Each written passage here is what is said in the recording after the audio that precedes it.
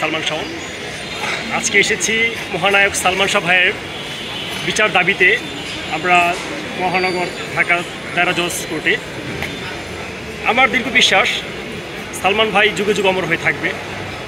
নতুন যারা জেনারেশন আসতেছে এবং পেছনে যারা ছিল তাদের সবার মাঝে সালমান ভাই ছিল। আমরা চাচ্ছি সালমান ভাইকে যাতে প্রজন্মের থেকে পরের প্রজন্ম আমরা তার স্মৃতি ধরে রাখতে পারি, স্মৃতিচারণ করতে পারি, সেই প্রত্যাশা নিয়ে আজকে আমাদের দাবি।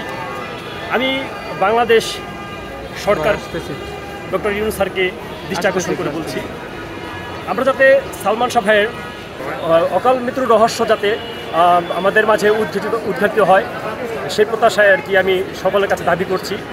মহানায়ক সালমান শাহ ভাইয়ের যাতে বিচারটা সুষ্ঠুভাবে এই বাংলার মাটিতে হয়।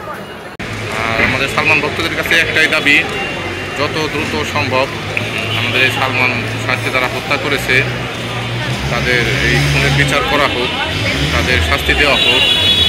আর প্রত্যেকটা সালমান প্রেমী যারা আছে তারা এখনও সালমান শাহকে অনেক ভালোবাসে বলেই এত বছর পরেও সবাই একত্রিত হয়ে সালমান শাহ হত্যার সুষ্ঠু বিচারের জন্যে আজকে আদালতে উপস্থিত হয়েছে।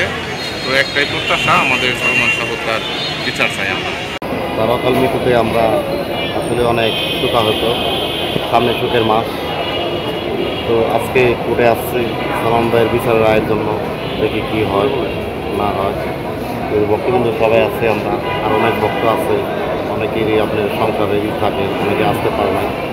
তো আমরা আশাবাদী, বিগত যত সরকার ছিল সালমান ভাইয়ের বিচারটা আমরা পাই নাই এই বাংলার মাটিতে। এখন আশাবাদী আমাদের ডক্টর ইউনূস সাহেব, ওনার কাছে আমরা আশা করতেছি সালমান ভাইয়ের বিচারটা যেন আমরা দ্রুত পাই।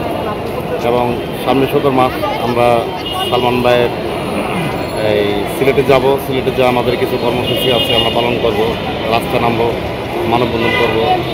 এবং আমরা সবাই চাচ্ছি সালমান ভাইয়ের বিচারটা জানি দ্রুত করে, এটা আমরা আশাবাদী।